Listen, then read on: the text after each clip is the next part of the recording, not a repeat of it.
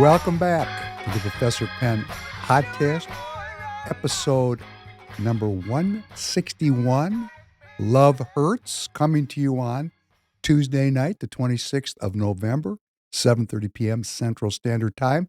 David Penn, your host, glad to be with you. Good evening to you, Thanksgiving week. Good morning, Tanner. Good morning, David. Yes, we're in the studio. It's Tuesday morning, recording for tonight. We started out with Nazareth, Love Hurts, and that's an oldie but a goodie. And I assumed that Tanner had no idea about Love Hurts. And what did you say, Tanner? I said that my dad loved Nazareth, so you're familiar with Love Hurts. yeah, I'm familiar with a lot of the hair bands. The hair bands. And my response was, the transgenderism poured right out of there when us boomers broke the seal. There's 7 seals. Hey, the sexual seal. We ruptured that one.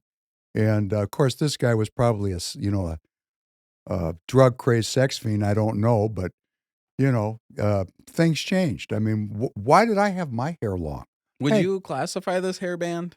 Is this like Motley Crue, Kiss type? No, way before. Way before. Did this set the stones, though? Because I see the hair, I see what they're wearing. Right. It's the predicate for the commercialization. This was the real deal. I mean, these guys were the original gangsters. I'll tell you a funny story. I got my driver's license. We get our driver's licenses here in Minnesota at 16 years old. And I couldn't wait to get my driver's license because, I wanted to be free. And my dad was teaching at the university. And we had 2 vehicles. My mom worked. My dad worked. And my mom's vehicle got the driver's license. My dad was at work, not there to really police me. And I said, Mom, I got my driver's license. Can I have the car? She said, no, I think you probably need to wait for your dad to get home. And I said, no, I'm going. And it was winter in Minnesota. It was my first time driving with my new license. And I went trucking out. I had a place in mind where I wanted to get to, and I had no idea how to get there. I'm 16. This is before Google. Just pull up Google Maps. Right. There was no Google Maps. It was like, go to the church, take a left. When you find the elm tree, take a right. I was going to a friend of mine's house a long way away. I lived in St. Paul. He lived in Minneapolis. And I was driving down what's called Lake Street, which is kind of the tough part of town here. And I got lost in a snowstorm. And the terror that struck me, because I was 16, out on one of my wildings here, and I had the radio cranked up, and guess what came on, Tanner? Love Hurts. So this thing is seared into my mind, and we were talking in the last episode about lawyers. We talked about the family court, and I didn't really get into that deep enough. I said that the court, the family court, is the most profitable part of the bar. The bar, all the lawyers have to be admitted to the bar. They take the bar exam. In other words, they have to be licensed to become lawyers. And when they get licensed, they have been acculturated into the subculture lawyer or attorney at law. Juris doctors.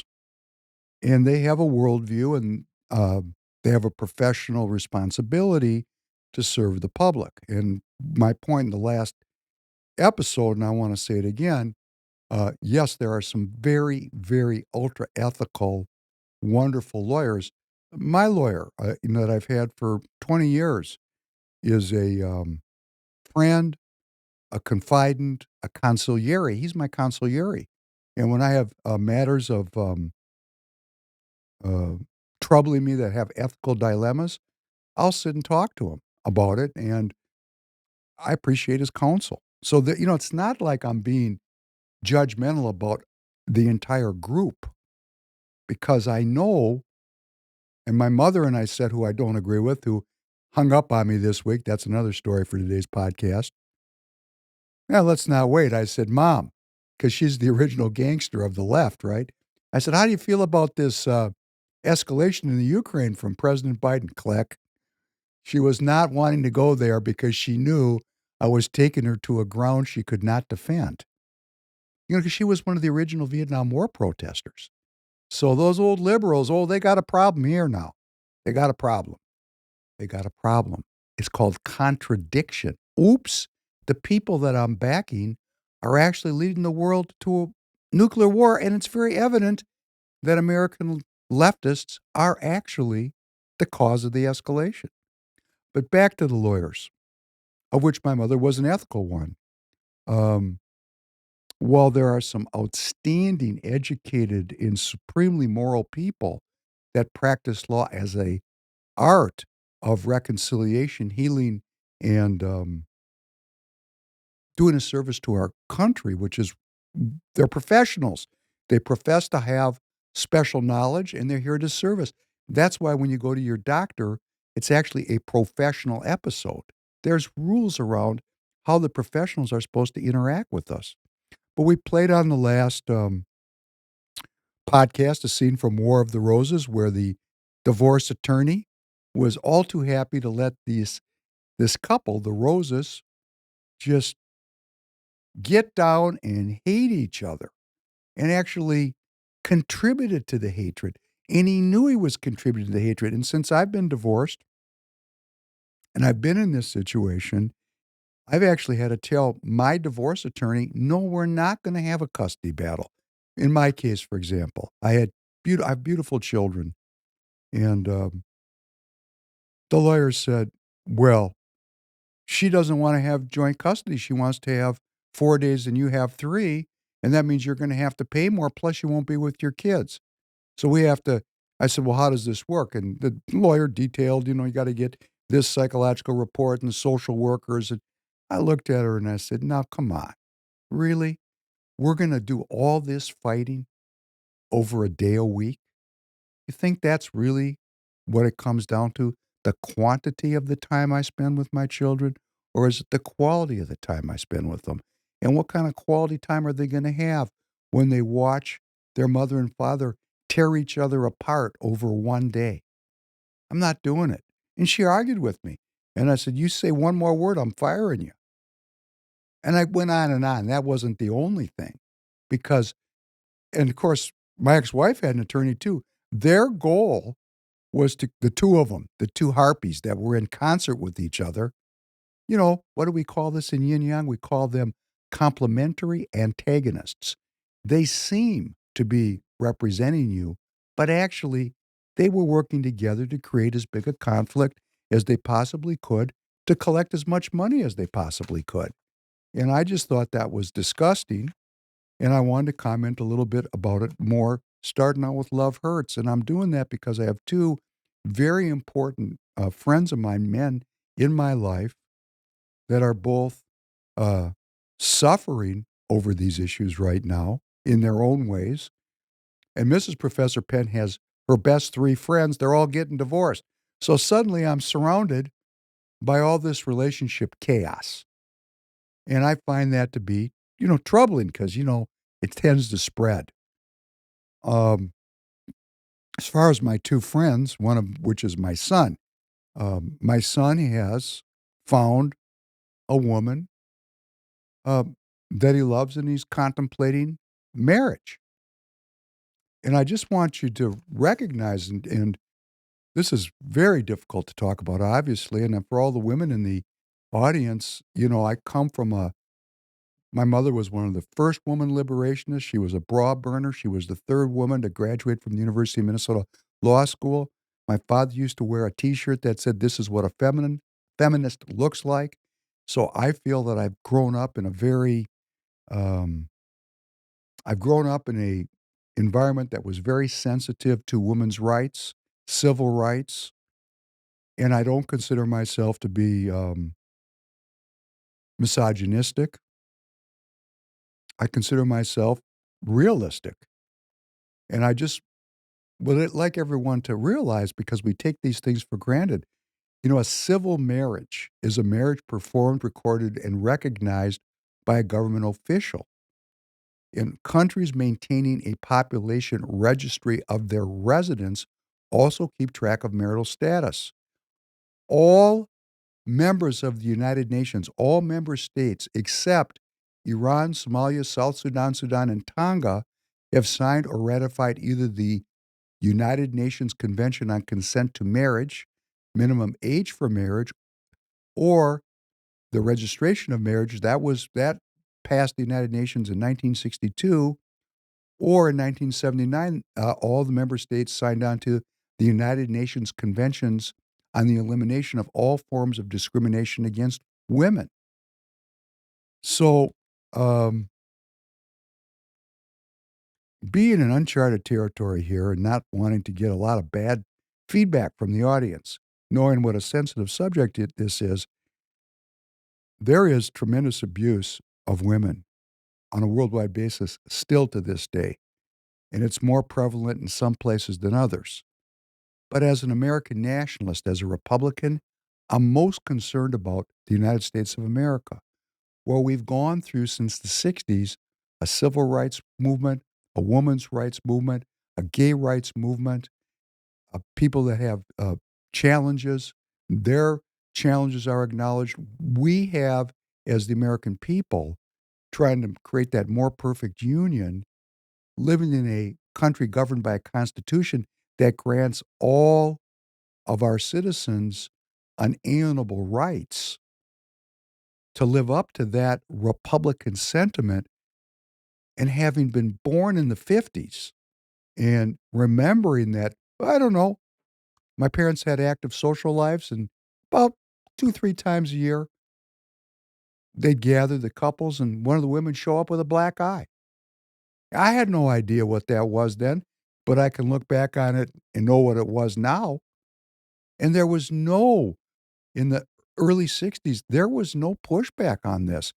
Women suffered violence, and we have that going on in our society today, and I can't think and, growing up with it and having had those feelings and, love hurts, right? Love hurts. Love hurts. It hurts.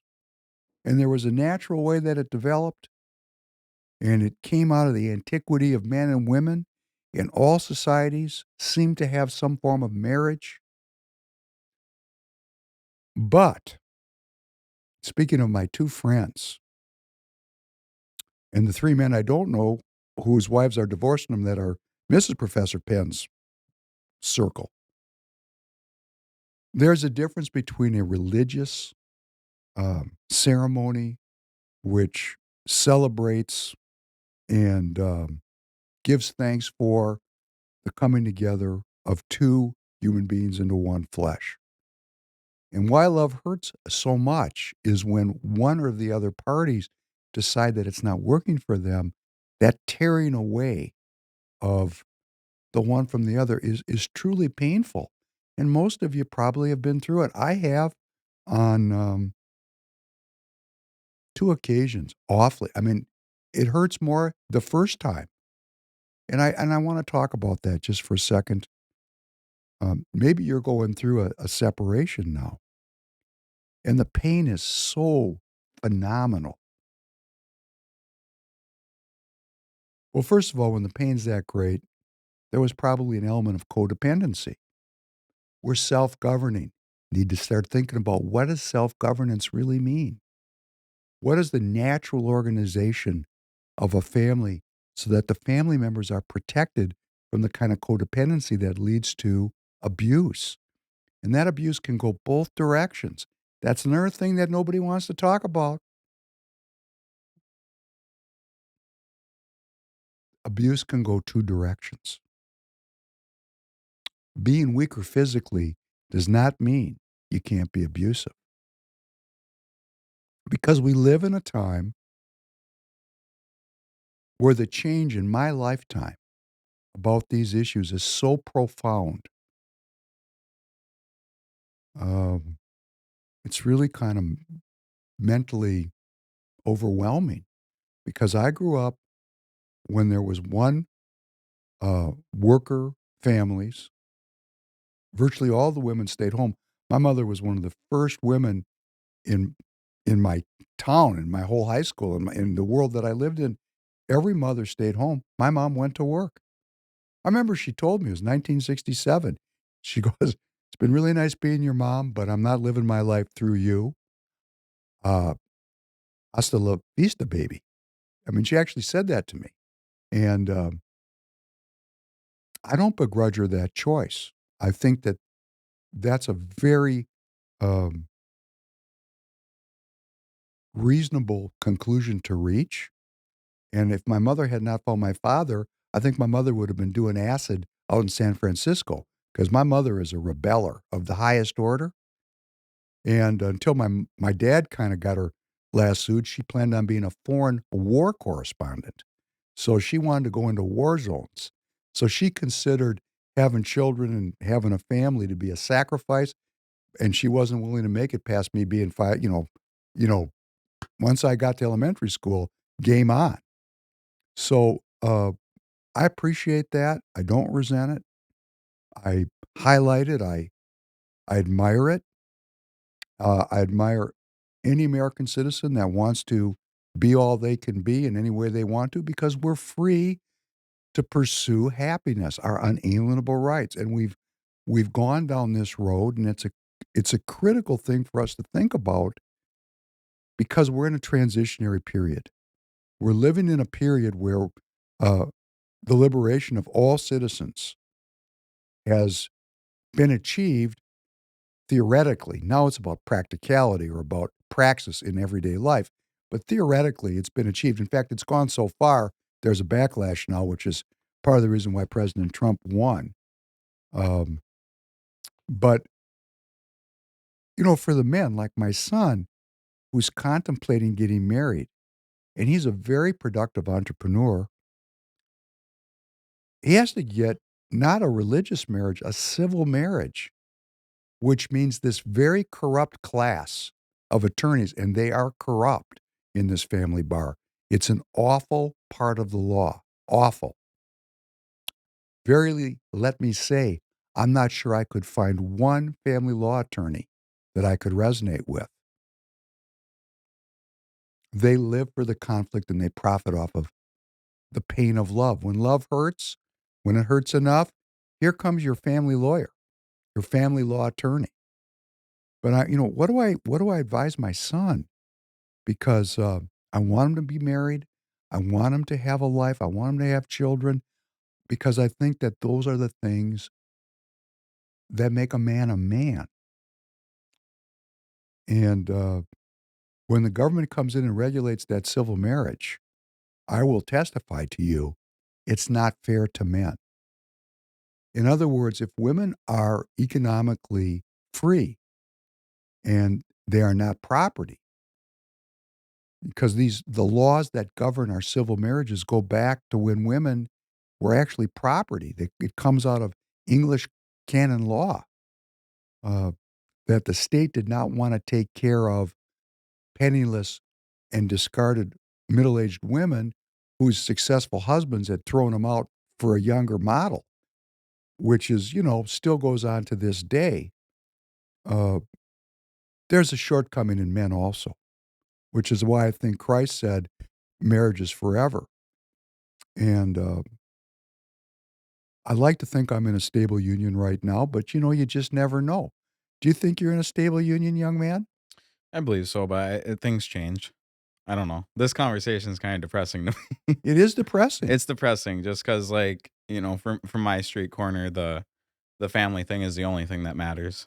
So that's it. I don't know. For me, the conversation just ends there. You're ki It's you're the kinda only you're kinda thing. moving around very Yeah, it's uncomfortably. I don't know. This family it's literally the only thing that matters, and I'm well aware that I'm sure I'm going to go on 5 years, and I'll see a girl pass by, and I'll be like, that's a nicer model, but like I need to try to hold those thoughts back because like what truly matters is that family love and my current girlfriend that I have, I do believe that I will get that from.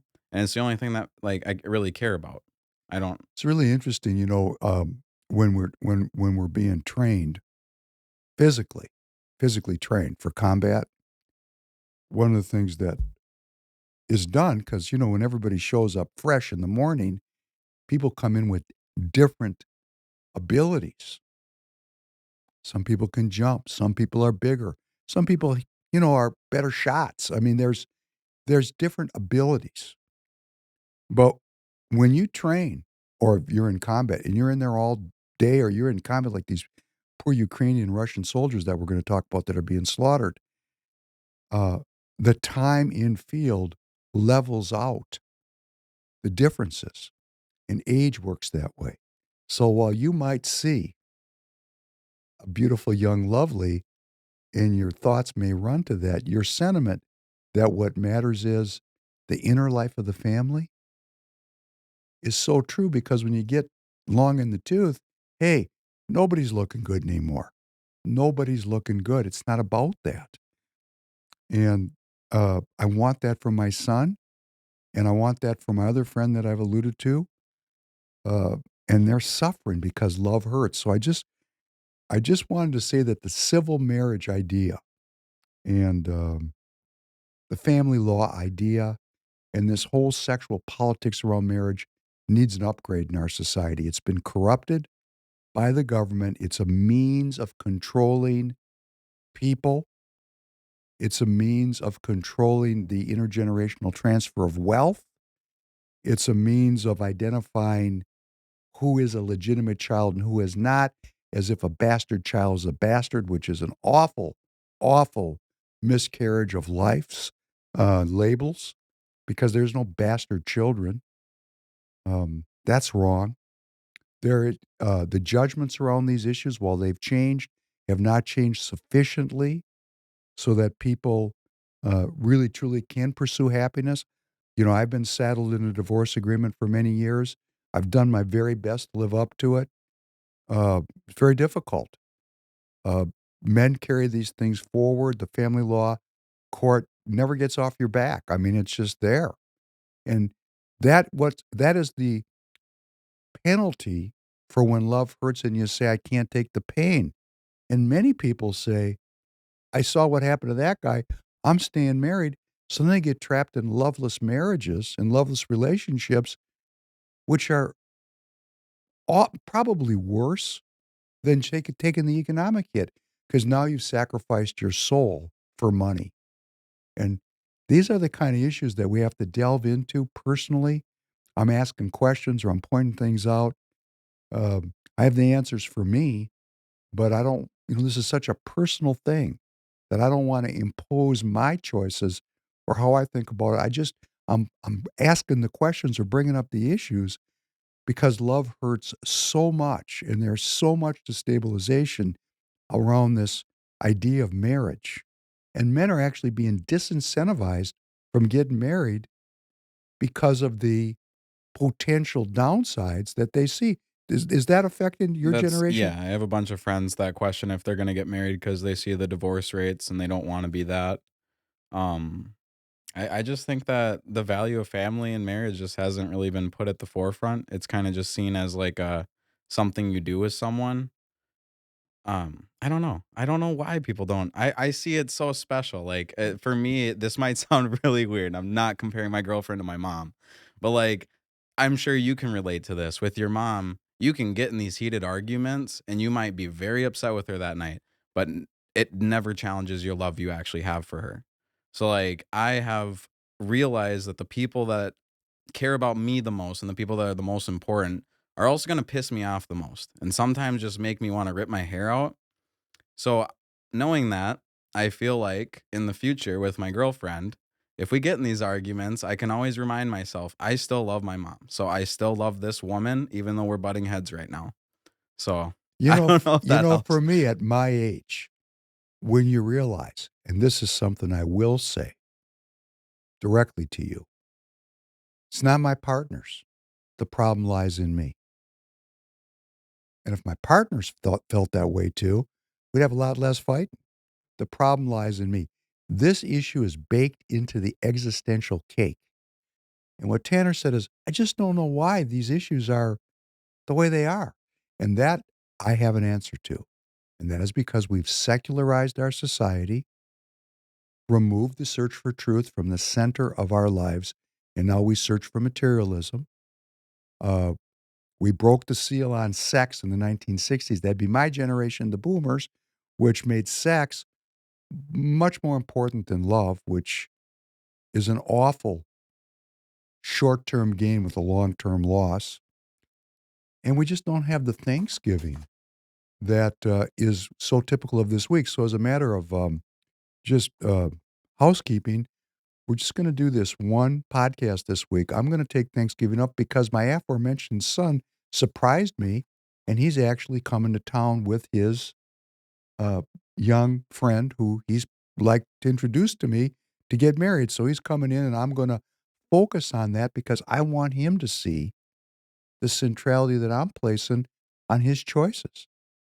I mean, when he decided he was going to marry this girl, he called me more in 3 days than I heard from him in the last 5 years. And he said, because he's just like me, he's independent and he's young, so, he checks in, but he's not really looking for my opinion. He likes to make his own mistakes. I can relate, he's my son. But he called me, he was all concerned about it, and he actually gave me a great compliment. He said I'd really helped him in talking to him. And that's what the older generation, if we have some wisdom, why did we acquire it? Because it's too old for us to do anything with it. It's about sharing it with younger people so that they can lead better lives of health and well-being and happiness. So he's coming in, so I'm gonna focus on him this week. I'm gonna have a Thanksgiving this week, um, but I try to give thanks every day. Blessed are you, God and King of all worlds. Thank you for creating the light and the dark. See, this is Thanksgiving, right? Blessed are you, God and King of all worlds. Thank you for creating me in your image. Blessed are you, God and King of all worlds. Thank you for making me an American. Blessed are you, God and King of all worlds. Thank you for making me free. Blessed are you, God and King of all worlds. Thank you for healing the blind. Blessed are you, God and King of all worlds. Thank you for feeding the people. Blessed are you, God and King of all worlds. Thank you for releasing the bound. Blessed are you, God and King of all worlds. Thank you for raising up the downtrodden. Blessed are you, God and King of all worlds. Thank you for creating the heavens and earth.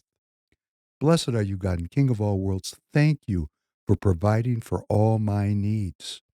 Blessed are you, God and King of all worlds. Thank you for directing my path. Blessed are you, God and King of all worlds. Thank you for my American courage. Blessed are you, God and King of all worlds. Thank you for crowning America with glory. Blessed are you, God and King of all worlds. Thank you for restoring strength to the weary.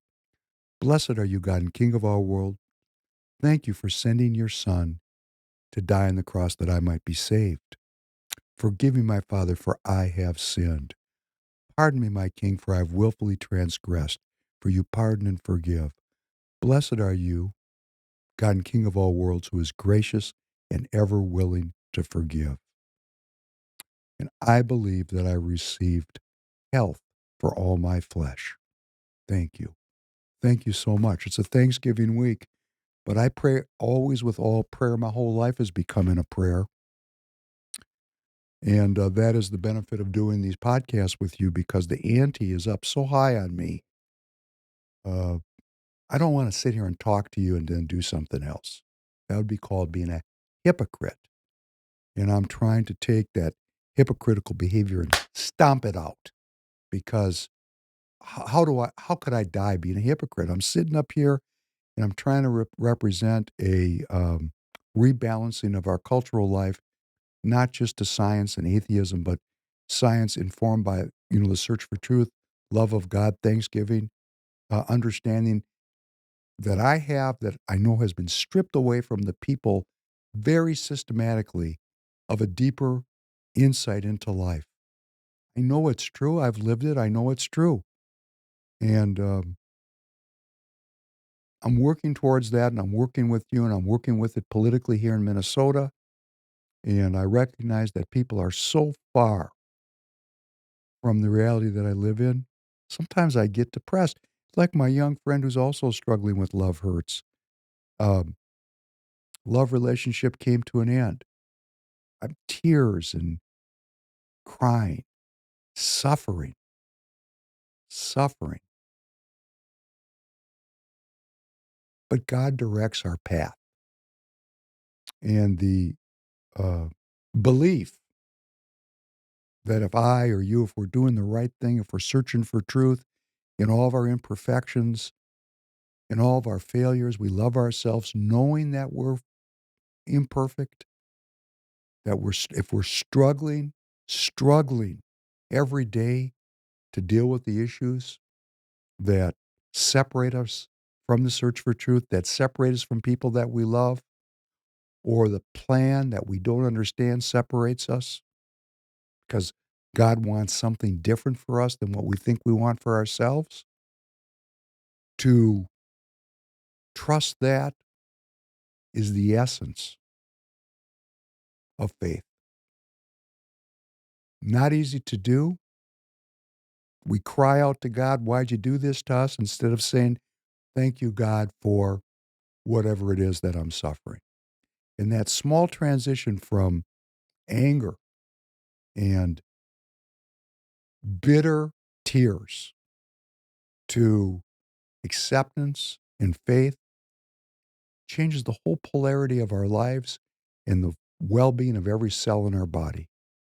And as Tanner was just saying, we don't teach that. We're not taught that. We're taught, hey, a lot Buy of stuff. huh? Make money, buy stuff. Right, That's what we're taught. right, right. So uh, let us think about it on Thanksgiving. We're also going to be with people on Thanksgiving probably that don't agree with us. And being disagreeable on a holiday is what we're taught not to do. That's a judgment.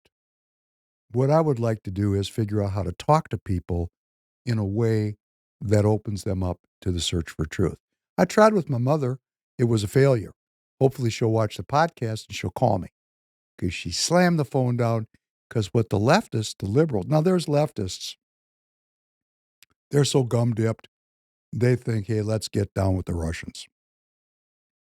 I got young people tell me that nuclear weapons are overblown.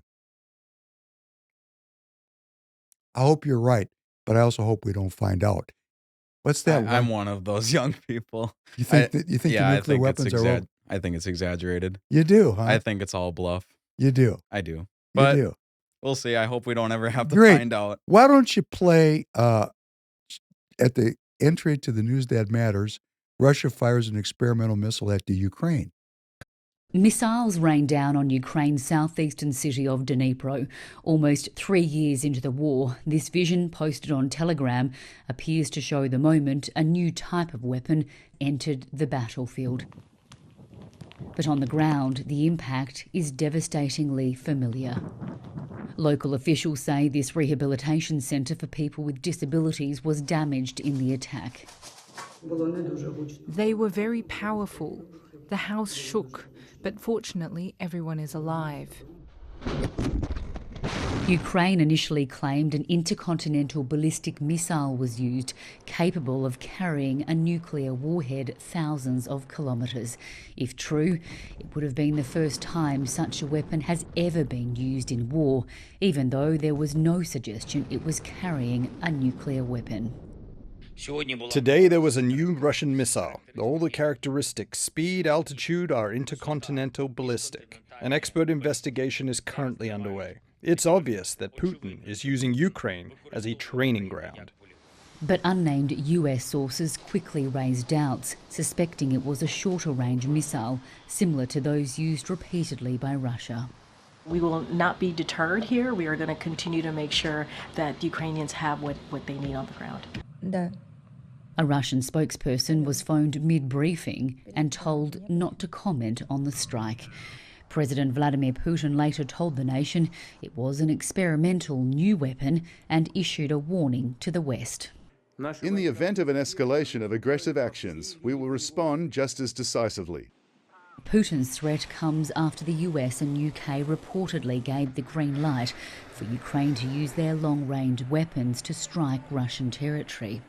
There have been days of government leaks, but neither the US nor the UK have confirmed what weapons have been used or whether they've lifted their ban on the use of long-range missiles.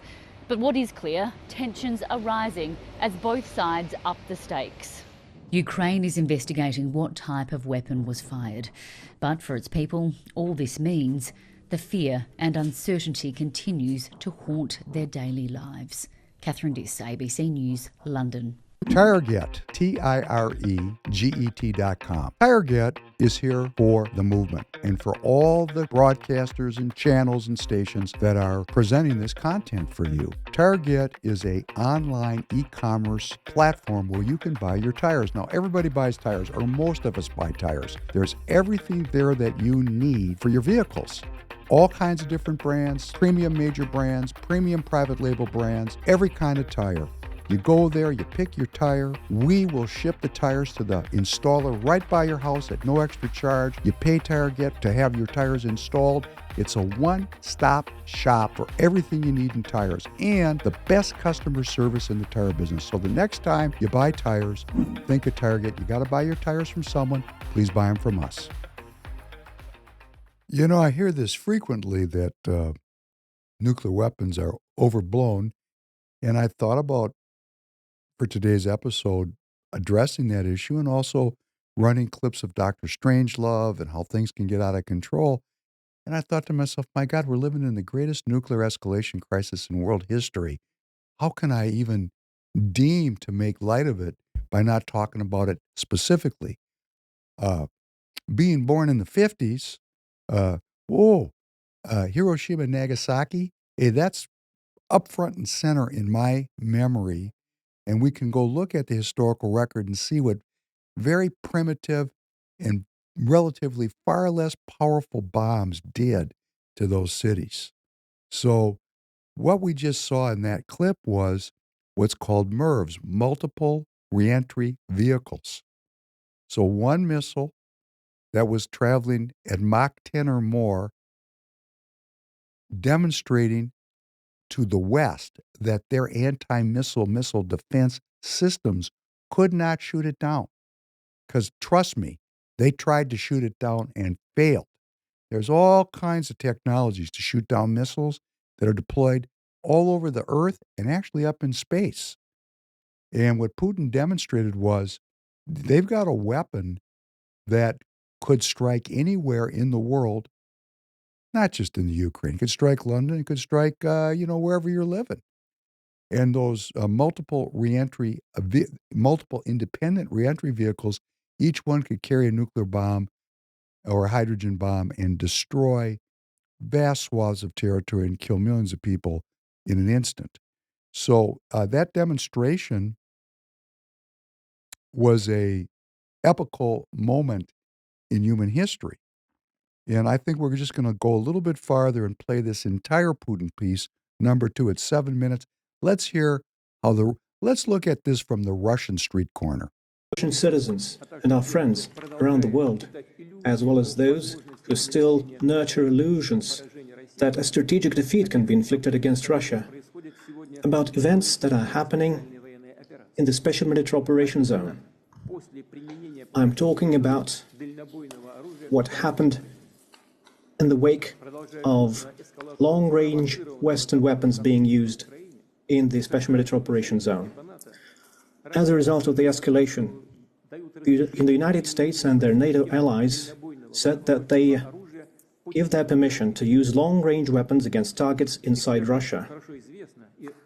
Experts know fully well, and the Russian side has underscored this time and again, that using such weapons without the direct involvement of military operators from manufacturing countries is impossible. On November the 19th, 6 ATACMS missiles manufactured in the US were used, and on the 21st, a combined attack using Storm Shadow manufactured in the UK and missiles manufactured in the US were used to attack missile targets in the Bryansk and Kursk regions of the Russian Federation. Starting from that point, as we have underscored many times, the regional conflict in Ukraine, provoked by the West, acquired a global character. Our anti-missile systems countered those attacks. As a result, the targets and objectives set by the enemy were not achieved. The fire and the ammunition storage in the Bryansk region, as a result of fragments of ATACMS missiles falling, has been contained. No victims. In the Kursk region, one of the command and control centers of our severed group was attacked. As a result of the attack and the countermeasures, there have been people wounded and killed, and those who were involved in servicing these facilities, those who were members of the command, have not been hit by the attack and are now continuing their operation to remove the enemy from the Kursk region. I repeat, the use of such weapons cannot change the course of the special military operation. Our military is successfully advancing along the entire line of contact, and all the objectives that we set before ourselves will be met. As a response to the use of US and UK manufactured weapons, the Russian forces have carried out a combined strike on one of the military-industrial facilities in Ukraine. And this included the test of a novel intermediate-range Russian missile system. A ballistic missile with a non-nuclear hypersonic payload was used. The test was carried out successfully. The objectives of the launch have been met.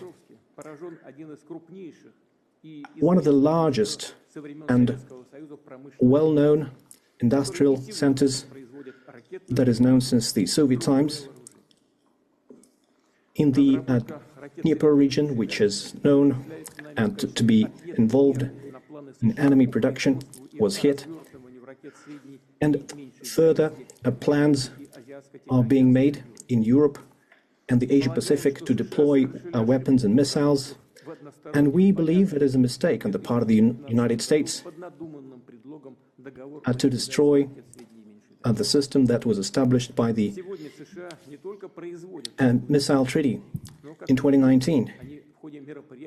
We see that the United States and their allies are now considering and have successfully tested their capabilities to deploy advanced missile systems in different parts of the world.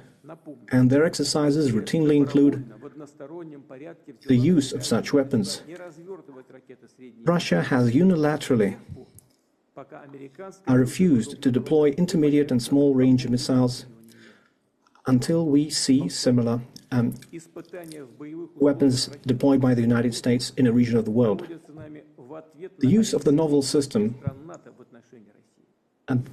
which was essentially an operational test, was carried out in response to the decisions made by the United States and their allies.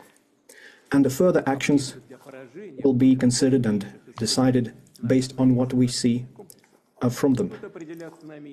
The further course of action will be determined based on the threats to the security of the Russian Federation. We believe that we have the right to use our weapons against military facilities of countries who allow their weapons to be used against ours. And in case of an escalation, we will act as decisively in a mirror fashion. The ruling elites of the countries are nurturing plans to use their military contingents against Russia should be warned. When choosing measures to be used in response, such as the use of systems that was tested recently in Ukraine, will certainly include warnings to civilians and to clear the zones that will be targeted, and we will certainly do this in a transparent fashion. And we do not have any fears that it will reduce the effectiveness of those systems because there is no way to counteract a missile that flies at 10 Mach, which is 2.5 to 3 kilometers per second. Existing anti-missile systems and the anti-missile systems deployed by the United States and Europe cannot intercept such missiles. It is impossible. So, once again, it is not Russia, but the United States who have destroyed the system of international security. And they are trying to preserve their hegemony and stoking a global conflict. We have always preferred, and we still prefer, to resolve our disagreements using peaceful means, but we are prepared for any scenario. And if anyone has any doubts, they shouldn't. There will always be a response. Well, that's from the man himself on his street corner. My takeaway on this is we have technology that the West cannot counter. Let's sit down and talk about it. Let's not go any farther down this road. Pretty reasonable. I think it's very reasonable, and I think that the escalation is coming and from the West, from the United States. My mother doesn't want to hear about it because it kind of makes her entire life's work as a leftist seem rather empty because, you know, it's like the women that have gained their civil rights and protections as part of an international United Nations charter. I mean, probably that just kind of went over your head, didn't A little it? bit, yeah. Yeah, the United Nations. Countries maintaining a population registry of residents keep track of marital status in all United Nations member states, except for, well, listen to this group. Iran, Somalia, South Sudan, Sudan, and Tonga have signed or ratified either the United Nations Convention on Consent to Marriage or the United Nations Convention on the Elimination of All Forms of Discrimination Against Women.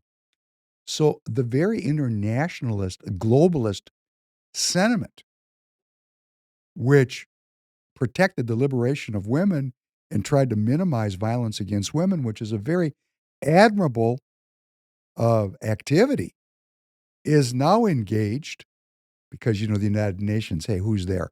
That's United. It's based in New York City for a reason, right? It's not based in Moscow. This very liberal, post-World War II, Democrat liberal order, which has done so much alleged good, has now reached the end of its shelf life, and it stinketh because it is pursuing a war with a nuclear superpower and escalation because it's trying to get this thing in a place where President Trump cannot unwind it. A la that tightened rope, that tightened knot that I read frequently that President Khrushchev wrote to President Kennedy, urging the two countries not to keep tugging on the knot until it just becomes so tight nobody can undo it. What our government is doing, that's our government, that's us, that's me, that's you, Tanner. What we're doing is we're escalating this thing so intensely because this lame duck leftist administration is so focused on what are they focused on? What are they focused on? Please play number 3. A little honesty came tumbling out. South Carolina Senator Lindsey Graham, why, after Joe Biden had handcuffs on Ukraine the entire time, why would he allow ballistic missiles to be fired into Russia, which we are providing? And secondly, why is he giving them more money? And why is he doing all of this knowing that Donald Trump has a very different approach when he gets in office in 2 months? Well, number one, if you had given them the ability to fight early on, we'd be better off than we are today. But we're 1,000 days into this war. Ukraine is still standing. This war is about money. People don't talk much about it. But you know the richest country in all of Europe for rare earth minerals is Ukraine. $2 to $7 trillion worth of minerals that are rare earth minerals, very relevant to the 21st century. Ukraine's ready to do a deal with us, not the Russians. So it's in our interest to make sure that Russia doesn't take over the place. It's the breadbasket of really the developing world. 50% of all the food going to Africa comes out of Ukraine. We can make money and have an economic relationship with Ukraine that'd be very beneficial to us with peace. So Donald Trump's going to do a deal to get our money back, to enrich ourselves with rare earth minerals, a good deal for Ukraine and us, and he's going to bring peace. And Biden's been a disaster when it comes to containing bad guys. So Ukraine That's good. could then Thank you very pay much. America back. This kind of honesty is seldom seen. Here's a Senator Lindsey Graham. I would call him a Democrat. He hails from South Carolina as a Republican. But hey, you know what? This guy's on every side of the football. He's not ideologically steeped.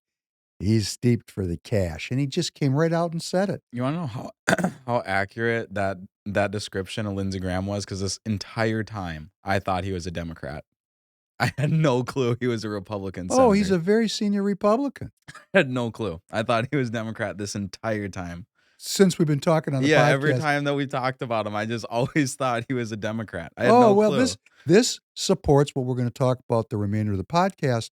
You know, this is why our politics is so screwed up, because after World War II and the post-World War II Democrat liberal order was established, all of our competitors, Russia, England, France, Japan, China, the major competitors, India, their countries were in ruins and their industrial capacity was zero. So our country enjoyed 30 years of trade surplus from 1946 to 1976. And boy, we got rich over here, profiting from everybody's suffering, just like Lindsey Graham's talking about. Hey, let's have a war and then let's profit from it. Let's have a war and then let's profit from it. I just have an idea too. Why would making peace with Russia not also give us a chance of trading and getting some of those resources he's talking about? Because they don't want to let the Russians in on it. Yeah, at all. They want it all for themselves. When I say they, that'd be us, the people that we elect, the people that get their marching orders from very wealthy industrialists who said, hey, we want that stuff. If you guys are going to push this environmental idea and we're going to need these lithium car batteries, we need these rare earths because the only place they really come from right now is China. And you're telling us we can't get along with the Chinese. So we're going to go rob all these rare earths out of the Ukraine and tell everyone it's about protecting democracy and a woman's right to choose. Because it's the same thing, right? Democracy is the post-World War II Democrat liberal order. And what does that deliver? Civil rights, women's rights, gay rights, and an unending, endless war to push this ideology on the world, on the guys that it's the end of history. Of course you're a young person. You believe in gay rights, women's rights, and civil rights. I know you do. Of course we do. We just don't know that it's being used as a cover story to run the biggest scam in human history, which is an endless war to steal everything from everybody. I just want to say this. I believe in human rights, even if they're doing something that I may not agree with. But that's Republican. But that's republicanism. Republicanism posits that if you're a citizen, you have minority rights, they're protected, and we believe in our Judeo-Christian faith so much as Republicans that we can even let in the Satanists into the public square, and they're not going to get anywhere as long as our churches transmit the faith. As long as on Thanksgiving, there's a prayer. But you know what's on Thanksgiving now? Let's get done quick and go watch the football game. So, when you remove key pieces of a culture, when you systematically dismantle a culture, it can look like what it looked like. It can function kind of like it functioned. But when you take out the support beams, it will eventually collapse. And that's what we're dealing with. So there's Lindsey Graham telling us what the war is all about. And I've seldom seen this. I mean, that is so bold for him to say that. Because there's been 1 million people killed. 1 million. 1 million young people have been sacrificed, allegedly. Don't know, not there. but it seems like the consensus number between the two countries, the combatants, is about 1 million people killed. 1 million. For what? This is not the search for truth. This is the search for mammon. As it says in the good book, you can choose to serve God or you can choose to serve mammon, but you can't serve both. You got to make a choice. You got to get on one side of the football or the other. And we, being the hegemon of the world, we've tried to straddle both ends against the middle with Republican politicians like Lindsey Graham, which is great because you're just naively saying, I thought he was a Democrat. Because we have so many Democrats in the Republican Party. And the Republican Party stole a name. We're not really a Republican Party until we're all Republicans, which means we have to understand the philosophy of republicanism. What does it mean? One of its fundamental tenets, which have been removed so that the edifice of republicanism collapses and is replaced by the post-World War II Democrat liberal order, one of its fundamental tenets, beware of foreign entanglements. That pause was to say, wow, we're pretty entangled. Smoke signals are coming from everywhere because here comes President Trump. Here comes President Trump, and people are sending smoke signals now, trying to get us ready for the biggest shift in American culture since the Civil War. President Biden had his last meeting with President Xi of China, and it was an opportunity for President Xi to lay out the 4 red lines that cannot be crossed if there is to be good relations between the United States and China. Number 1, supporting Taiwan independence. If President Trump supports Taiwan independence, it's game on.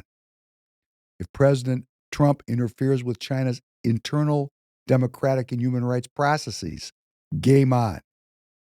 If President Trump stifles China's development path, in other words, by using sanctions and trade restrictions to cut the cash off, game on. Or restricting China's right to advance and develop in any way. Oh, well, let me tell you, I'm going to speak in for President Trump, not knowing what he's actually going to do. I'm going to give a caveat because I'm getting kind of pissed off at all these pundits that are telling us what's going to happen because you can't predict the future beyond something that's never happened before, and that's certainly where we're at, unless you're making the future.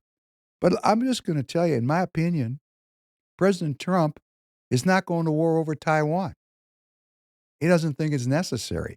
He thinks it's a holdover from the post-World War II Democrat liberal order.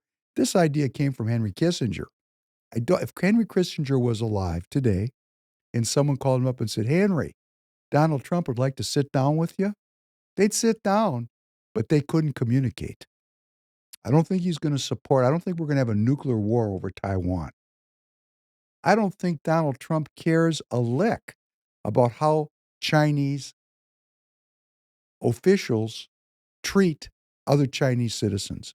I think what President Trump is concerned about is how our government is treating American citizens and how we're treating each other. I think President Trump does have an issue with China about trade and China's advancement and development. I think President Trump's idea is going to be, you guys can go advance and develop any way you want to, but unless I get the concessions I want, we're not doing business. And you know, that's really kind of free will. Isn't it kind of manipulative of the Chinese to say, you must do business with us? That's a little bit like the gunboats showing up over in China or in Japan 200 years ago and telling the Chinese and the Japanese that they must open their ports and their economies to Western trade or else. So this is kind of a reverse gunboat diplomacy without gunboats, at least yet. We need to think about this. It's like what's going on with tariffs. President Trump just last night announced that he is going to impose 25% border taxes on both Mexico and Canada and 10% on China, additional from 25 to 35, because everything coming in from China right now is at 25, and it's going to go to 35, unless and until the borders are closed and the flow of fentanyl into this country is interrupted. So President Trump's been very clear-eyed and unvarnished about this. Don't tell me what you're going to do. You're going to do it or I'm cutting off the cash. Well, that's a pretty strong statement. It's a very threatening statement. And then all the leftists jump up and go, oh my God, there's going to be terrible inflation.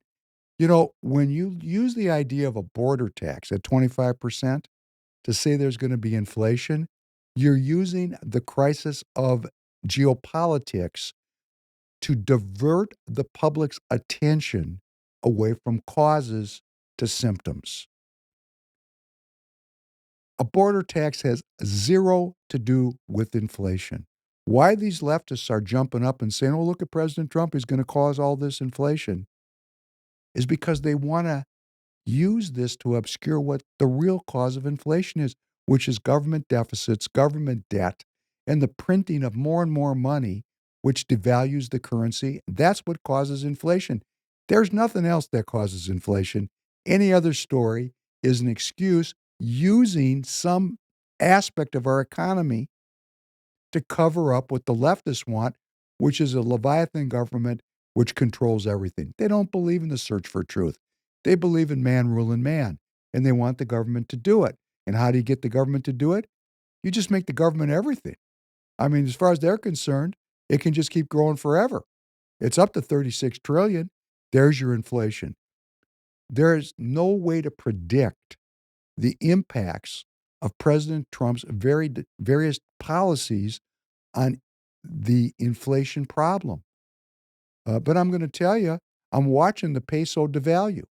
What does that mean? Let's say peso is 17, which it was just 3 or 4 months ago. It's now like 2070. As that peso devalues, it offsets the tariff. Not to make this into an economics lesson, when President Trump says that China pays for it or Mexico pays for it, he's telling the truth. He's not telling the whole truth, but he is telling the truth. Because as that peso devalues, that offsets the tariff, allowing the flow of goods to still come into the country. It's $1 trillion.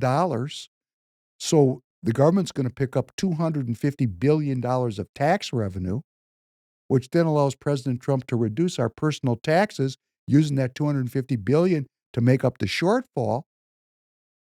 So it's all positive here in the United States. The border might get closed. We pick up more tax revenue. It probably won't change the cost of things or inflation overall because other policies are going to be put in place. Maybe the price of gas will be $1.75 a gallon a year from now. Right now it's $3.06. There's many factors that go into how much money I have in my pocket. Maybe President Trump's economic policies, everybody will start making money again. You know, there's a lot we don't understand the interaction of these things. But who pays for it is the Mexican people. Because now their currency is devaluing and it's really a poor country and they have 25% less purchasing power. So when President Trump says China's going to pay for it or Mexico's going to pay for it or Canada's going to pay for it, yes, the citizens of those countries, because of the devaluation of those currencies, actually bear the brunt of the tariffs, forcing the leadership of those countries, should they want to remain in control of those populaces, to adjust their policies vis-a-vis the United States. It's far more complex and far more thought through than any pundit has ever yet spoken about it until me just now. And why I can speak about it? Because I have a business in Mexico. I have people I love in Mexico. I understand how this thing works because I hedged the peso. I'm involved in it. I've been to China almost 200 times. I know what's going on there. I know how the economies work together. This is not something you learn going to the Wharton School of Business and reading a bunch of textbooks. It's a good predicate to have some knowledge then to go out into the ring. It's like when I first went into the ring. I trained for many years, learned how to throw a punch and take a punch before I went in there and got into the actual fray of a fight. International trade is a fight, often bloodless, now getting a little bloody, as we heard Lindsey Graham say it. we'll sacrifice 1 million people to get to those rare earth metals. Isn't that awful? That's a person we elect, that's in our government, that's telling me that an inert rare earth mineral, to get control of that, is worth killing 1 million people. That's me. And I am offended by myself to allow such vile philosophy to have taken over this great and God-fearing land. It's Thanksgiving. Let us give thanks, but let us also give thanks for the strength that we need to topple a system of governance that would sacrifice human life for money. Whereas Christ showed us we'll turn over the tables in the temple of these money changers and return the power to the people so that we can pursue lives of peace and prosperity, and not a peace and prosperity that requires the sacrifice of millions of people. What kind of a scam are we participating in here?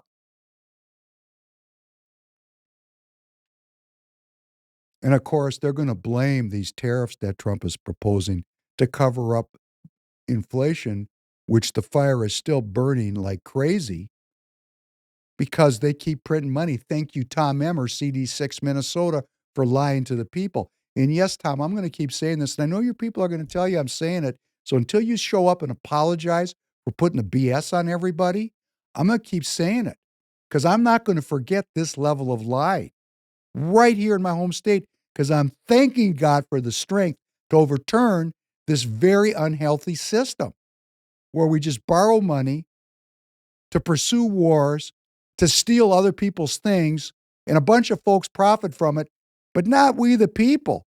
A handful of folks that are running the thing behind the scenes. And who are those people? Well, Tom Emmer fronted for them. If we were using today the same measures of inflation that we used back in 1990, because of course the measure changes, right? Sometimes you could measure in miles. Sometimes you could measure in kilometers. They measure inflation by what's called a basket of goods. And the basket of goods today show that the real inflation rate based on today's inflation measures, around 3%. But if we use the very same inflationary measures, were you born in 1990?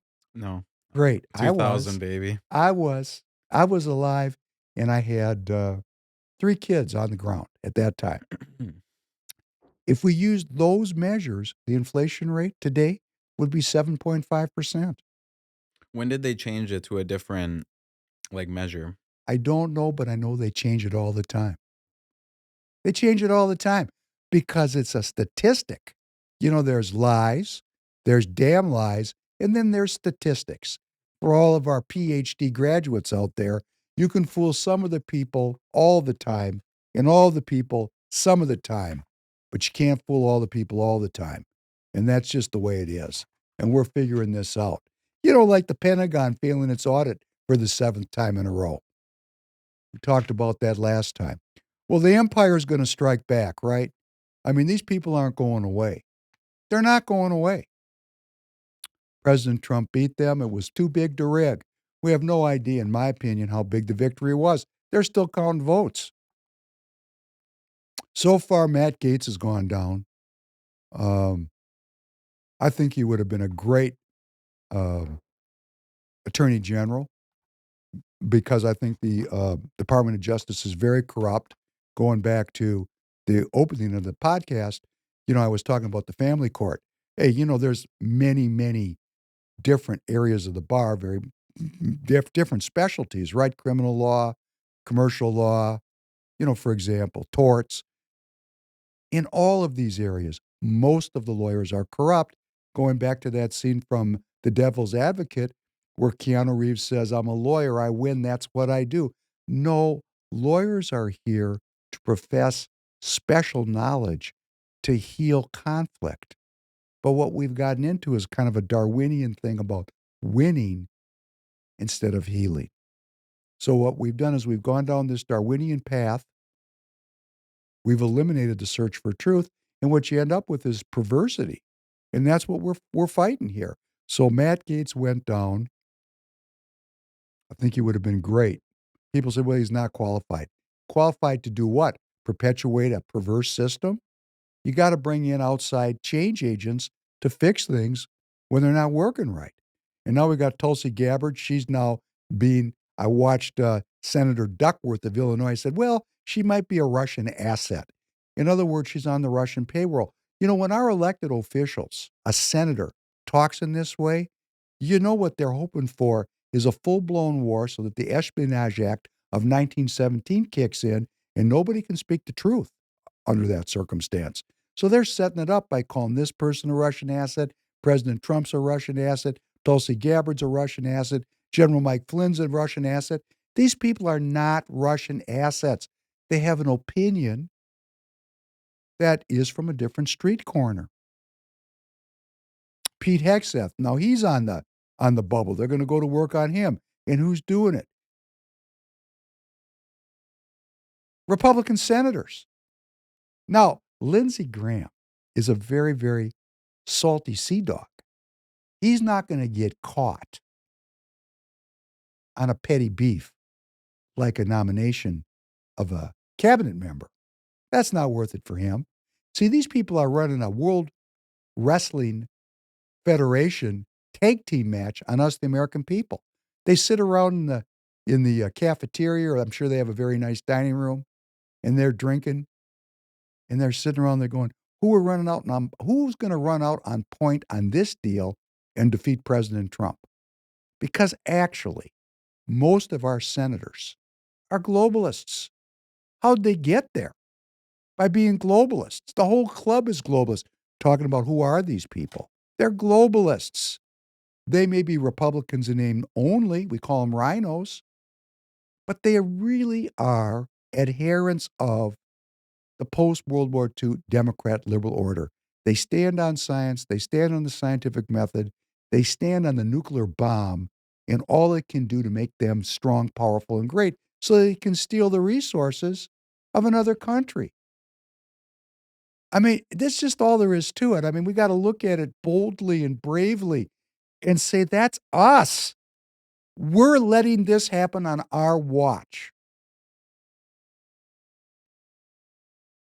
We have a moment in time here, 4 years.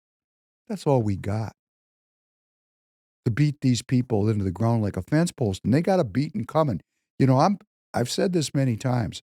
I'm very live and let live with people. I don't like to control people because then I'm controlled. I don't like to speak ill of people. Gossip is horrifying. I really just want to live a life of quiet contemplation. My natural state of being is not being in a media setting with you. I'm doing it because I think I have to. What are all of us doing because we think we have to? Well, Tanner, I'm happy to announce, is going to come on full time the 1st of December. It's not because I feel like I have to, though. But I'm happy to announce it. But yeah. But you're doing it. Yeah. Because what we're doing here is righteous. If I was doing the unrighteous, I know you wouldn't do it. Yeah. I see what you're saying now. Yeah. Right? I've given you a pathway. You evaluated it. I didn't make you do it. But what you're doing here, you know, you're participating with people that have a mission in life. And we need a mission. All of us need a mission. We need purpose. Purpose is integral to well-being. You know, the pursuit of happiness, okay? Happiness. What's happiness? Another podcast. What is happiness? Man, these people are striking back all over. The Germans, there's a party, the Alternative for Deutschland, which we translate the Alternative for Germany, the AfD party. They're actually going to outlaw this party. And it's the fastest growing party in Germany. It's a right-wing party. And of course, what they're saying is, because you want borders, you want to close your borders to immigration, you want to get out of this war with the Ukrainians, you must be Nazis. They play that Nazi card there. And there's probably Nazis among them. But that's not what it's about. It's about fighting globalism. So they actually have a motion in the Bundestag, which is their Congress to outlaw a major political party. Like the Democrats came up and said, we're going to outlaw the Republican Party. Or as Hillary Clinton said, the Trump supporters, the MAGA people, need re-education. Take them to camps and re-educate them. You're going to re-educate me? Really? Ugh. I don't think I'm going to survive that one. I just don't. In France, the leader of the anti-globalists there, Marine Le Pen, they're getting ready to put her in jail, just like they tried to do to President Trump. But all of President Trump's charges disappeared. He won. He won, and they lost. They lost. Nothing's going to happen in Georgia. His case over there in New York, they suspended it because you can't be putting presidents in jail after all. He actually pulled this off. You got to say, you want to talk about a balls-on play? This man, we need to play this. You know, I fought, what is it? I fought the cops and the cops won. The Clash. You never heard that song, didn't you? I fought the law and And the the law law won, yeah. Yes, He okay. fought the law, and the law won. In that song, the law always wins. President Trump beat the House. We beat the House. But the House is coming back. And it's because of the people that we got in our Congress. They're globalists. They're going to lay in the weeds. And just when the time is right, they're going to clip him. And we need to get out there and be part of this thing, every one of us. Every single one of us. And here in Minnesota, the same thing's going on. And I like to do this just because, you know, I'm here. A lot of my audience is in Minnesota. If you're in Minnesota and watching me, it's time to find me. You can go to support@tireget.com. Here goes another episode I'm forgetting. Support@tireget.com. That reminds me. FreePeopleRadio.com, the store. It's Christmas. Please. You got to buy knickknacks for under the tree. Does it matter? Do you have to go to the big box store to buy the coffee cups? Please come to the FreePeopleRadio.com store. Please, please, please come and support the broadcast. You're going to be spending money anyhow. You owe me a coffee mug. Tanner said he's going to buy me a coffee mug. That's great. I don't even have my own stuff. And I talked to Royce yesterday about adding certain products. Really, you're going to buy it anyhow. And then if you're going to buy tires. Well, if you're going to buy tires, TireGet.com. Please, tires. I forget every time. We all got to buy tires. It's winter time. It's going to get slippery. Now is the time to buy new tires. Let us help you. The price will be right. The service will be great. And we'll put them right on in your backyard. Thank you so much. But I'm back here in Minnesota, and I want all the Minnesota activists, if you're in the party, please contact me, support@tireget.com. I'd love to meet you. I want to comment on just so people understand, there's this woman named Priya Samsunder. She worked on the Joe Frazier campaign. She has spread so much lies and disinformation and half-truths about Royce White. She's a paid media consultant. I don't know if she believes anything herself. She may believe nothing. She's on the payroll. What she says is not about what she believes. It's what she is paid to say. There's another guy, Michael Broadcorp, used to be the deputy chair of the Minnesota Republican Party, came out in support of Waltz Harris. You can go right to his Wikipedia. It says he's a paid media consultant. Somebody is paying him. Why would anybody in Minnesota listen to people that don't really have their own opinions? They're not convicted. They're on the payroll. And then there's the worst of them all, Dustin Gragey. He's a click monster. He's making his money off of being an influencer on X. And he'll say and do anything. One day he's this way, the next day he's that way. This guy is chasing the herd to see how many followers he can get because the income he gets on X is critical to his well-being and his survival. Why are we listening to these people? The engagement with these people should go to absolute zero because we're at the most critical time in American history, and we don't need to be listening to people that don't have their own opinions. They just don't have their own opinions. I've watched Dustin Gragey carefully for several years.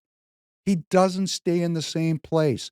He moves where he thinks the engagement's going to be.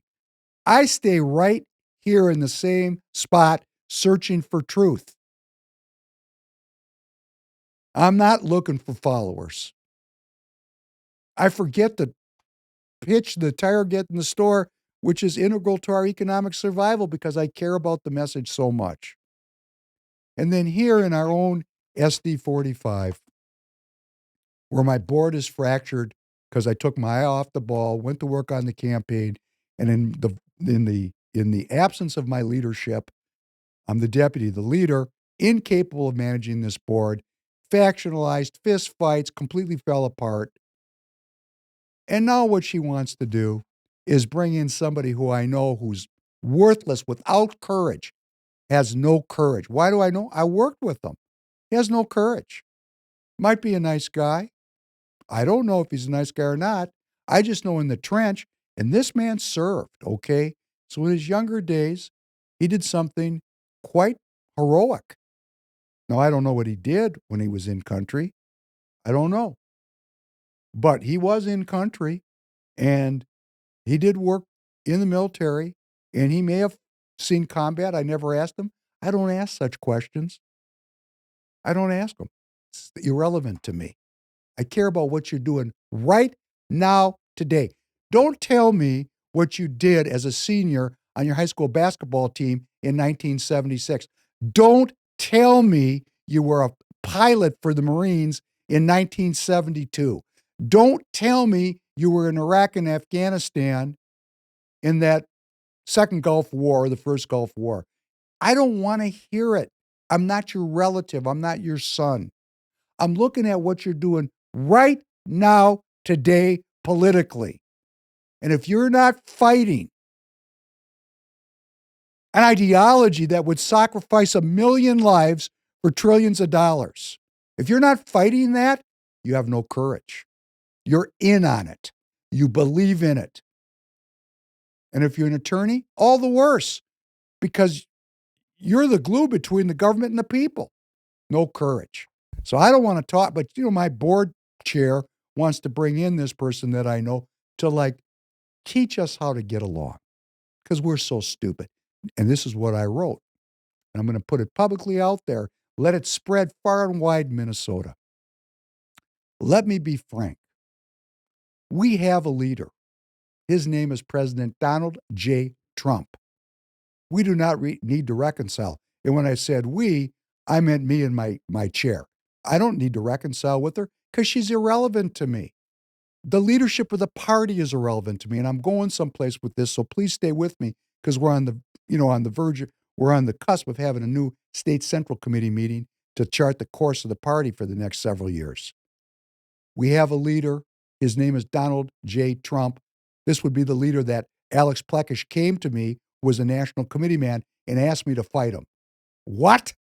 That's not my role as a Republican Party officer. My role is to spread republicanism, not stick my thumb on the scale. We do not need reconciliation. President Trump, should he be inaugurated, God willing, is going to attempt to implement the greatest changes to our American culture since the election of the founder of the Republican Party to the office of the president in 1861, President Abraham Lincoln. For anyone interested, these changes are well detailed in the document Agenda 47. So to my chair, Denise, read Agenda 47. This is the playbook for our party. Darren Rocha, read Agenda 47. If you read it and do not agree with it, you do not belong in the Republican Party. You need to go caucus with the Democrats. The divide in our Minnesota GOP is between those that see what has happened to our country and what it is happening to our country, who is causing it and who is complicit with it, and with those that accept this for any reason, be it cowardice, codependency, stupidity, or ill intent. In other words, there are those of us that see a country that is willing to sacrifice millions of people to go get the natural resources of the Ukraine. That would be called the British business model of slavery, drugs, and piracy. This is piracy. This is taking something away from someone else that belongs to them. And I see it. And others see it. And I see who is causing it, and I see who's complicit with it. And I am against those people, and I will fight those people that will allow this business model of slavery, drugs, and piracy to continue. And I don't care if they're cowards. I don't care if they have codependency issues. I don't care if they're stupid or if they actually have ill intent. It's all the same to me. This terrible system is sapping the well-being of the American people. There will be no compromise with this kind of evil, no concession to this continued dishonesty, and no effort spared to convince our fellow citizens of the redemption found through the philosophy of republicanism. I am not going to compromise. I do not want to be in concert with communists. And I will never again allow my party to make concessions with evil, either here in my district or anywhere else in our beautiful country. The reality is our board, like so many others in this country, is completely broken because of the division between the globalists and the nationalists, and it can only be healed if the people that broke it reconcile or resign. Go away. I would prefer reconciliation, but that is between the various factions and combatants. Everybody knows where I stand. No intermedia like Darren Roche is going to be of any help. That's just an additional waste of time. You can't bring in consultants. There's no consulting this. This is a clash of ideologies between republicanism and the post-World War II Democrat liberal order. Let's not varnish it over in the hopes that sometime we can make a concession to something that's become evil. We cannot, I will not. Only the sincere and personal offerings of forgiveness and reconciliation, and then subordinating ourselves and dedicating ourselves to doing whatever is necessary to assist President Trump in reviving republicanism, only that's going to unite our party. That's it. We're ineffective because of this fight. How can we continue this fight when President Trump already won? And I'm going to tell you why. It's because a significant faction of the Republican Party doesn't support Donald Trump, even though they say they do. They never supported Royce White, even though some of them smiled and said they did. And they're going to trickily oppose the president's agenda like a tag team match in wrestling.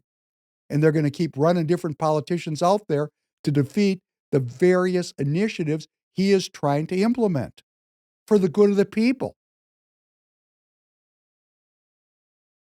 Now, if we can really agree that we have a leader and that this fight is settled, then we can learn to work together with courage and unflinching commitment to transform our state and our country. It is now the globalists in the Republican Party, the neocons in our party, the cowards and the collaborators in our party, who now have to make a free will choice. They might realize that in this fight for the future of the country, we can have no division. And if they still wish to divide us, either overtly or secretly, or if they do not have sufficient courage to participate in this great movement, then it's time they withdraw and go caucus with the Democrats where they belong. I will leave it to the factions in the party to make decisions about reconciliation, but I'm going to make this a national issue, and I'm going to start calling people out by name because I'm not playing around. I know what I'm fighting. I'm educated. I've educated myself.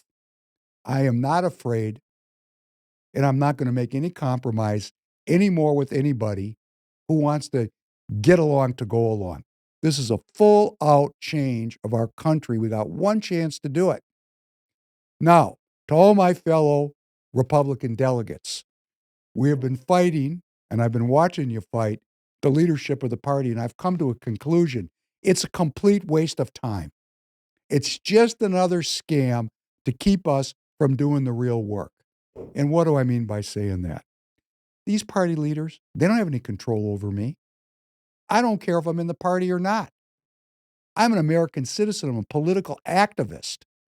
I have my own center, and so does everybody in this country. We don't need these professional politicians to lord over us. They represent us.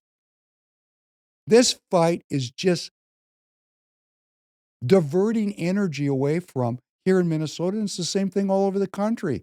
If republicanism is going to prevail, we're going to go into every major city. I'm talking about Republicans are going to go into every major city, which is the Democrats' stranglehold on the people in those cities.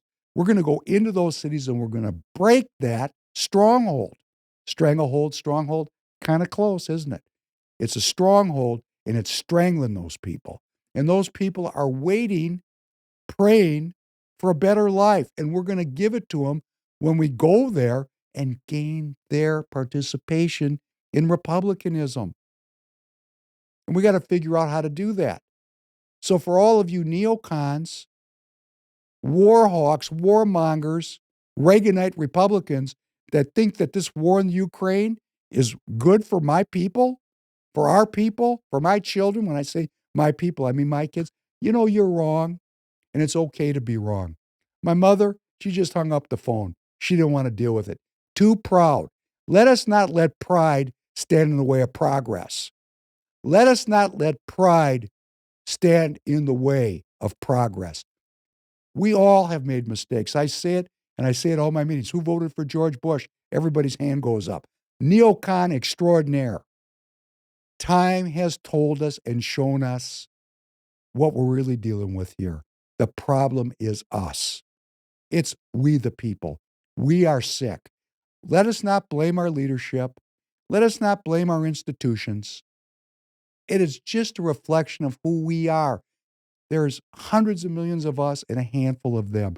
They reflect who we are and they exploit our weaknesses. When we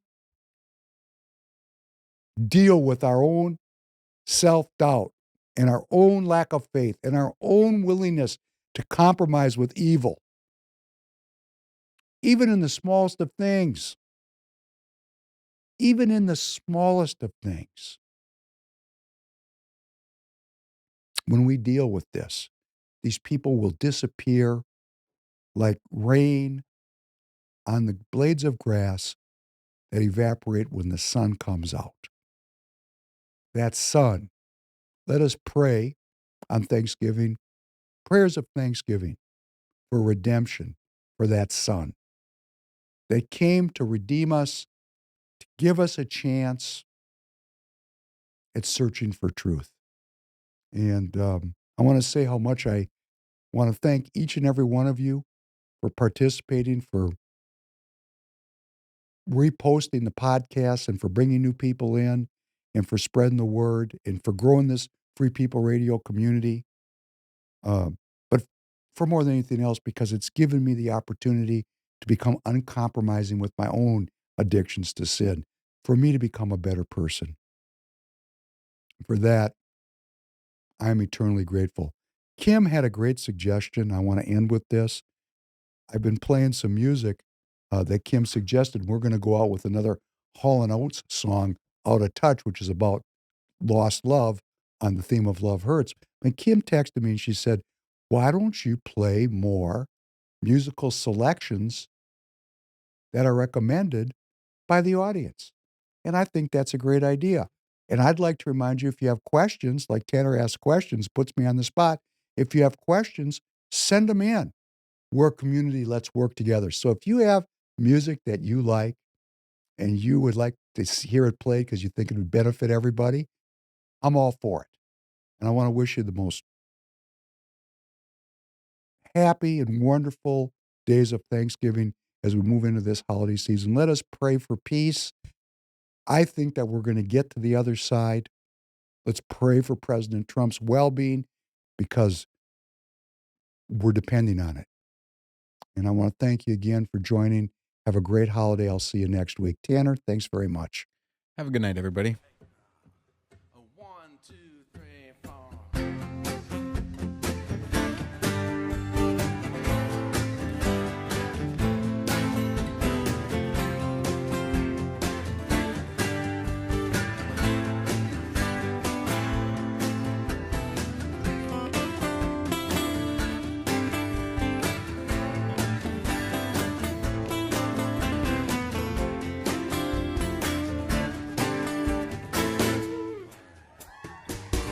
Shaking up, it's all that we know.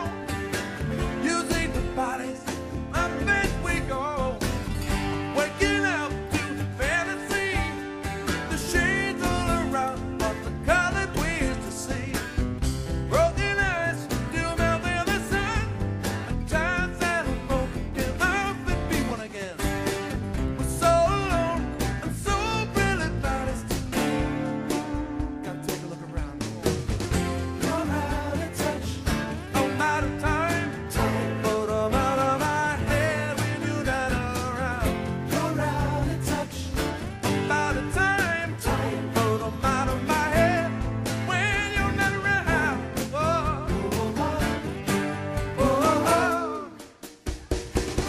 Reaching out for something to hold. Looking forward when the climate is cold. Manic moves and drowsy dreams. Or living in the middle between the two extremes. Looking guns, hot to the touch. We cooled down and we didn't use them so much. That's so true. We're so alone and so really modest to me. Too much sometimes, you know. You're out of touch, I'm out of time. But I'm out of my head when you're not around. You're out of touch, I'm out of time. But I'm out of my head when you're not around.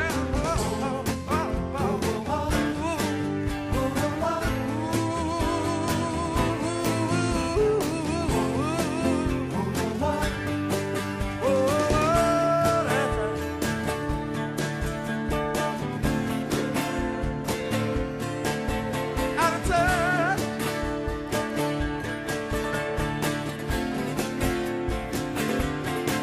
Out of time.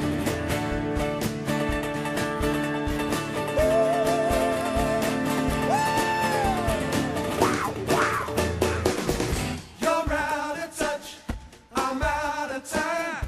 But I'm out of my head when you're not around. You're out of touch. Gotta reach out, babe. Reach out. You're out of touch. I'm out of time. But I'm out of my head when you're not around. You to go, baby. To go. Yeah. When I'm not around. You're out of touch. We're so alone. I'm out of time. But I'm out of my head when you're not around. You're out of touch. You're out of touch. Out of touch. Out of touch. Out of time. Out of touch. Out of touch.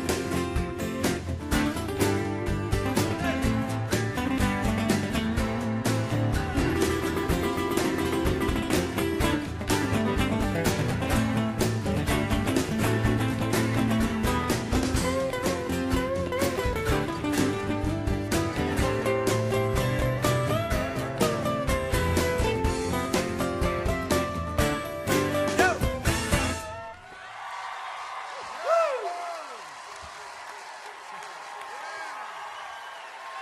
Oh yeah.